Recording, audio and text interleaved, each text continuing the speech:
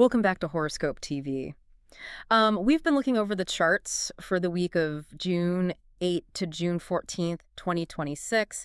And, well, if you're an Aquarius, you really need to pull up a chair for this one. Oh, 100%. It's a huge week. Yeah, it really is. We're looking directly at your forecast today, and honestly, the sheer amount of, planetary action hitting your chart this week is just staggering. That's a lot to take in, honestly. Right. You've got this major ruling planet basically breathing down your neck, demanding that you drop these old habits that you've, carried for years. Yeah, it's not letting you off the hook. Exactly. But then at the exact same time, there's this wildly chaotic, super fortunate burst of romantic luck headed your way. Like out of nowhere. Right. The kind of luck that just hits you while you're standing in line holding laundry detergent or whatever. So you definitely want to stay tuned. Yeah, it's a week of total extremes. Yeah. When we look at the astrological charts for this week, the cosmic layout is just applying this really intense pressure on Aquarius. Like a pressure cooker. Pretty much. We're Yeah. tracking these heavy, slow-moving shifts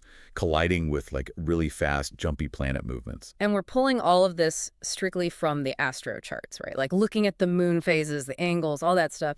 And I just want to jump right into it because this week really doesn't ease you in at all. No, it hits the ground running. Yeah, the main theme seems to be this brutal, like a tug of war between having a super active, chatty mind that wants to be out in the world and this deep, unavoidable need to just change who you are on the inside. Change is definitely the right word. If we analyze the big picture, it's like you're being pulled apart by two completely different vibes. Right, totally different. So on one side, you have the sun traveling through Gemini.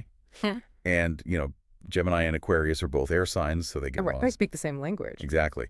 But Gemini is super fast, very curious, and just loves talking and sharing ideas. So you're getting this massive burst of energy urging you to be highly visible, super chatty, and totally plugged into whatever everyone else is talking about. But then we look a bit further out, and there's Pluto, and Pluto is moving backward, like in retrograde, right through Aquarius. Yeah, which is a really big deal. Right, because a retrograde planet usually works slowly, but when it's moving backward through your own sign, I mean, that's not just background noise. That's like having a bulldozer parked in your living room. I love that analogy. It's so true.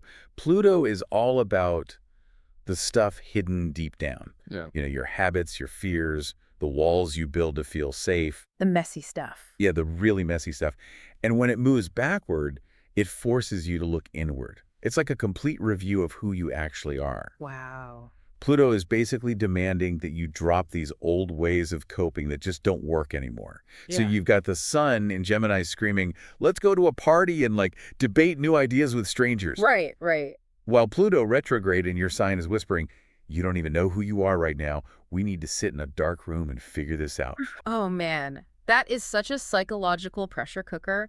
It's not even just trying to do two things at once. It's like trying to be two totally different people. Yes, exactly. It feels like deciding you're going to completely remodel the inside of your house, like ripping out the floorboards, but you refuse to cancel this huge, lively dinner party you scheduled for the exact same night. Oh, that sounds like a nightmare. Right, you're trying to pass around snacks while dodging like a crew of people swinging sledgehammers. And well, that kind of tension is going to snap. It has to. Which is exactly what the astro charts show happening around June 10th. Okay, what happens on the 10th? So the sun moves into a direct opposition with Lilith. And Lilith represents the really raw, untamed, kind of rebellious parts of us. The part that just absolutely refuses to be told what to do. Okay, an opposition is like a standoff, right? Two planets staring each other down. Exactly. It's a cosmic standoff. But I want to ask about this. If I'm an Aquarius, and I know I'm already feeling stressed out by this Pluto stuff, and now Lilith is trying to make me act out, why can't I just decide to keep my mouth shut? Well, you can try. If I know June 10th is going to be bad, can't I just say, okay, I'm not going to pick any fights today? I mean, you can certainly try, but it's really hard because you're fighting your body's physical reactions. Yeah. Lilith doesn't just make you wake up and say, I'm going to be annoying today. Right, that would be too easy. It acts like a mirror. Someone will say something totally normal, completely harmless, and your brain will instantly see it as this huge threat to your freedom. Oh, wow. So you feel attacked? Yes. The Gemini sun wants to talk, but Lilith completely scrambles the signal. You won't just disagree with someone. You'll feel this huge urge to just blow up the whole conversation just to prove they can't boss you around. Wow. Okay, so we're not talking about like standing up for a noble cause here. We're talking about starting a massive, silly fight over, I don't know, where to get takeout. Precisely. Let's say your friends all want Italian food. Normally you'd be like, sure, fine by me. Yeah, whatever. But on June 10th, that Lilith energy flares up. Yeah. You're already feeling suffocated by Pluto, and suddenly you just dig your heels in. You demand Thai food. Even if you don't even like Thai food. Exactly. You don't even want it. You just want to prove you're in control, because on the inside, you feel completely lost. Oh my gosh. You're just starting a fire to watch it burn. That sounds so exhausting. How do you actually deal with that? Because just telling an Aquarius to take a deep breath on June 10 feels kind of useless. It is totally useless. You don't calm Lilith down with a deep breath. You have to be super brutally honest with yourself. Honest how? When that flash of anger hits, you have to mentally step back and ask yourself, am I actually upset about this pizza, or do I just feel trapped right now? Oh, I see. Once you admit, okay, I'm just being stubborn, that rebellious feeling usually just fades away. Right, you take the power away from it. And looking at the charts, it seems like we do get a break really soon after that, because by June 13, the moon moves into Gemini. Yes, thank goodness. It totally flips the mood, doesn't it? It really does. Yeah. The moon entering Gemini on the 13th is the absolute cure for that Lilith anger. It brings this really fresh, clear, creative energy. That heavy, stubborn fog just gets blown away. So it's like the construction crew finally packs up their tools, leaves your house, and you can actually just sit down and enjoy the party you're hosting. Exactly. Your mind finally matches your surroundings. But, you know, carrying all that mental stress from Pluto and fighting those silly battles earlier in the week, that really takes a toll on the body. You can't just be stressed for days without your body feeling it. Oh, totally. And that brings us right into how Aquarius needs to handle their health this week. Because there is a huge connection between your busy brain and physical tension. Yeah, because Gemini makes the nervous system super stimulated, right? Exactly. The air signs rule the intellect, but physically, they rule the nervous system. So your body is going to feel like it's plugged into a wall socket. Which means racing thoughts. Lying in bed at 2 in the morning, drafting like imaginary emails in your head. Or replaying that stupid argument about the Thai food over and over. Yes. Oh, I hate that. And because your brain won't shut off, your body stays wired, you're holding your breath, your shoulders are tight.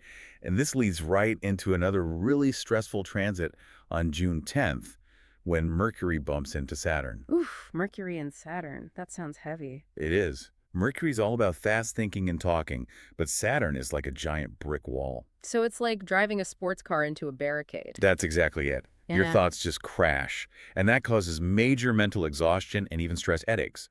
Staring at screens when Mercury and Saturn are clashing is a recipe for a really bad time. So taking lots of screen breaks is a must on the 10th. But I want to back up a little bit to June 9 because I noticed something in the charts that feels kind of backward. Oh, what's that? Well, the moon goes into Aries on the 9th, and that's supposed to give this huge burst of physical energy, right? Perfect for a really fast outdoor workout. Yes, definitely. But wait, if I know I'm going to be completely mentally exhausted the very next day on the 10th, shouldn't I be resting on the 9th? Like, why would I drain my batteries doing a hard workout if I need my strength for tomorrow? I totally get why you'd think that. Yeah. But it assumes that physical energy and mental energy come from the same battery. And right now, they don't. Okay, explain that. Actually, they work in opposites right now. That Aries moon on the 9th gives you pure physical fire. If you just sit on the couch, that physical energy has nowhere to go. So it mixes with your stressed out nervous system and turns into really severe anxiety. Oh, wow. So it just bubbles up inside you. Exactly. It makes you super restless. And if you go into that awful Mercury-Saturn clash on the 10th, carrying all that nervous, unspent physical energy, it's going to be 10 times worse. You'll be so jittery, you won't be able to focus on anything. So I have to actually burn myself out physically to get my mind to quiet down. Precisely. Go for a really quick run or take a brisk, hard walk in the park on the 9th.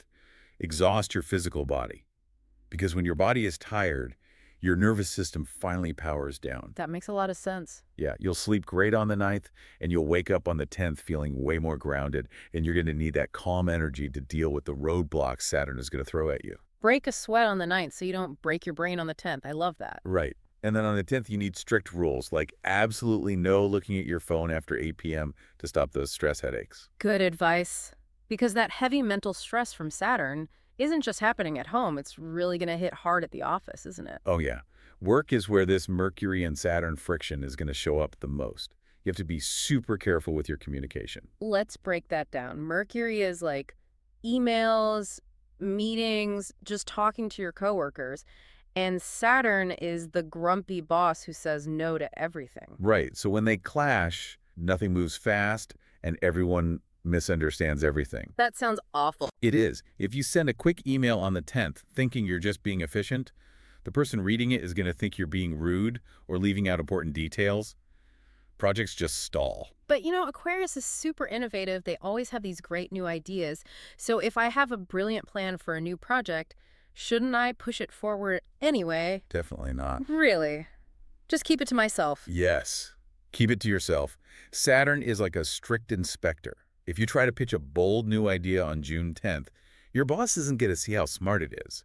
They're only going to see the costs, the risks, and all the ways it breaks the rules. Wow. So trying to be the hero is just going to backfire. Completely. It's a day to play defense, not offense. It's like driving with the parking brake pulled all the way up. That is so frustrating. But there is some good news at work, right? Mars is in Taurus, and the moon enters Taurus on June 11th. And Taurus is all about slow, steady energy. Yes, exactly. Taurus is the perfect medicine for all this chaos. While your mind is racing from Gemini and getting blocked by Saturn, Taurus doesn't care about any of that. It just cares about the work right in front of you. It's like a workhorse energy. Head down, just doing the job. Exactly. So your ideal workday on June 11 is just putting on noise-canceling headphones, totally ignoring the office drama, and just grinding through the boring stuff you've been putting off. Just clear the backlog. Right. Clean up the database, file the paperwork. Taurus gives you the focus to actually finish it. Okay, so Taurus energy helps me focus. And this is a but speaking of that heavy Taurus energy, there's a flip side, right? Oh, absolutely. Because when it comes to the people around you, that exact same Taurus energy is going to drive you absolutely crazy this week. It is going to be rough. The astro charts show that Taurus is your absolute worst match right now. Okay, let's analyze this clash. Why is a Taurus going to be so annoying to an Aquarius right now? Well, Aquarius is an air sign. You're always looking to the future. You want freedom. You want to invent things. Taurus is an earth sign. They hold on to the past. They want things to stay exactly the same because it makes them feel safe. Right, so they're super stubborn. Unbelievably stubborn. Right. Especially when the moon goes into Taurus on the 11th. It brings this really heavy, slow-moving vibe that's going to feel like you're suffocating. Like trying to push a giant boulder up a hill using only a wet noodle. Exactly. If you try to convince a Taurus to try a new way of doing things this week, it is a complete waste of your energy. They will just refuse to change their routine. But wait, what if I can't just avoid them? Like, what if my boss is a Taurus? Or my partner? I can't just run away. How do I handle that? You have to just give them space. If they want to do things the old, boring way, let them. Don't argue. So just nod and smile. Pretty much. Protect your own need for freedom by just working on your own stuff. If your Taurus partner wants to stay home and watch the same movie for the 100th time, let them. You go out and do your own thing. Don't let their need for a security blanket smother you. Exactly. But ironically, while their obsession with security might be super annoying, the stars are actually telling you to pay attention to your own security this week, especially your money. Oh, right. Let's talk about money. Financial stability is a big theme. On June 8th, there is a last quarter moon in Pisces, which is all about your personal wealth. Yes, a last quarter moon is about finishing things up. It's not a time to start a new business. It's a time to clean house financially. Paying off debts, checking the budget. Right, and finding out where your money is just leaking away. You mean those subscriptions? Like the streaming service I haven't watched in 3 months? Exactly. This is the perfect time to cancel all those unused subscriptions. But honestly, I have to ask, is it really worth the effort to cancel a $5 subscription? Like, does the universe really care about $5? Does that even make a difference to the astrological charts? I totally get why you'd ask that. Yeah. But it's not actually about the $5. No. No, it's about the intention. It's the action of taking control of your wealth. When you do that, you're sending a signal to the universe that you're responsible and ready for good luck. Oh, so it's like plugging the tiny leaks in a boat before you take it out on the water. That's a perfect way to look at it. Yeah. And you really want to plug those leaks right now because on June 8th, There's this amazing thing happening in Pisces called a benefic enclosure. A benefic enclosure. That sounds fancy. What does that actually mean for my bank account? Basically, it acts like a cosmic safety net or a lucky shield around your money. It offers protection. Wow, a lucky shield. I like the sound of that. Right. But you have to do your part by cleaning up your budget first. And you'll definitely want some extra pocket money because on June 13, the moon moves into Gemini and you're going to get this sudden, huge urge to spend money. Oh, I bet. Gemini wants to go out, buy a round of drinks, buy a bunch of new books. Exactly. You're going to want to socialize. And if you did the boring budget cleanup on the 8th, you won't feel guilty about having fun on the 13th. So balance the fun with a reasonable plan. That makes total sense. And speaking of having fun, your social life and romantic life are about to light up in a really spectacular way. Yes. Love is definitely taking center stage this week. But it happens in two different stages, right? Let's start with June 9. Venus and Jupiter join together. Yes, a conjunction. And when these two get together, they bring a ton of luck. Yeah. But for Aquarius, it's happening in the part of your chart that deals with, like, daily routines and chores. Wait, chores. So romance is going to happen while I'm running errands? Believe it or not, yes. So how does that even work? Am I supposed to try and look my absolute best while I'm just buying laundry soap? Well, you don't need to wear a tuxedo to the grocery store. Hmm. But the energy on the 9th brings this magical luck to normal, everyday things. You just have to be open to it. Like chatting with someone in line at the coffee shop. Exactly. Or while walking the dog. Take your headphones off, look up from your phone, and just be friendly. The luck is there, but you have to be present to notice it. Okay, so that's the quiet romance. But then things get super loud on June 13. Oh, very loud. On the 13th, Venus leaves that quiet routine area and enters Leo. And Leo is your partnership sector. Yes. And Leo energy is totally different. It's passionate, it's warm, and it wants everyone to see it. So if the 9th was about a quiet chat at the grocery store, the 13th is about wanting to show off your partner to the whole world. Exactly. You want to walk into a room holding hands and just shine. I love that. And looking at all the charts with the mental buzzing of Gemini and the heavy Pluto stuff, who is the absolute best match for an Aquarius this week? Without a doubt, it's a Gemini. A Gemini. Okay, why is a Gemini the perfect match right now? Because you share this amazing mental synergy. You both have incredibly quick minds. Right, you can just talk for hours and hours. Yes, and the best part is, they won't judge you. Aquarius has all these eccentric habits, and Gemini just thinks they're fascinating. And they don't demand heavy emotional stuff, right? Exactly. With Pluto making you do all this heavy internal changing, you don't want a partner who is going to make things heavier. Yeah. Gemini respects your freedom. They just bring this light, breezy, pressure-free fun. Just great banter and talking about exciting future projects. That sounds like exactly what Aquarius needs to survive this week. It really is. Okay, before we wrap up this amazing forecast, let's gather all the final tools and, lucky charms you'll need to really make the most of this week. Yes. Let's go over the lucky details, So, starting with the color of the week is electric blue. which is perfect for Aquarius. Electric blue matches that brilliant, really fast mental energy of the Gemini planets right now, and it just fits your innovative spirit. But how do I actually use a lucky color? Should I be wearing a bright electric blue shirt to my important meeting? Well, maybe not to the serious meeting with the Saturn roadblocks. Right, probably best to blend in there. Yeah. Using the color is more about giving yourself a visual cue. Like a reminder. Exactly. So maybe change your phone background to an electric blue pattern or drink out of an electric blue coffee mug. Every time you see it, it reminds you to tap into that brilliant, clear energy instead of getting bogged down by the stress. Oh, that's such a simple, practical way to use it. I love the phone background idea since we look at our phones 100 times a day. It works really well. And what about the lucky numbers? The charts show your numbers are 11, 21, 31, 41, 55, and 61. Yes, those numbers hold a special resonance for you this week.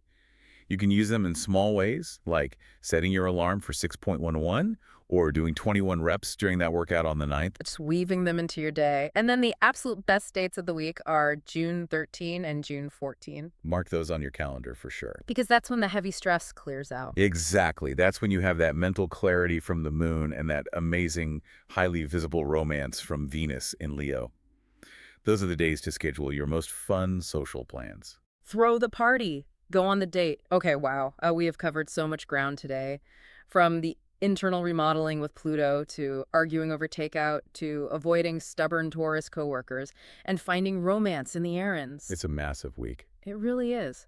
But before we sign off, I know you have a final thought to leave everyone with, something to kind of chew on that builds on all this. I do.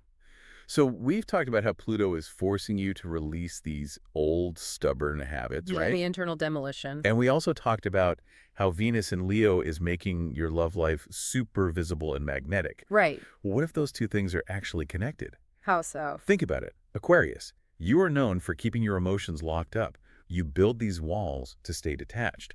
But what if dropping just one of those emotional walls, just letting go of that old habit like Pluto wants, is the exact thing that attracts that sudden, amazing romance? Oh, wow. Could dropping your guard suddenly attract a completely different type of partner or friend in your life? Yeah. That is such a provocative thought. Just letting your guard down might be the key to all that luck. Something to really ponder this week. Absolutely. Well, thank you so much for tuning in to this episode on Horoscope TV. We always love exploring these astrological charts with you. Make sure you subscribe so you can get notified the absolute moment the next episode is available. See you next week, Aquarius.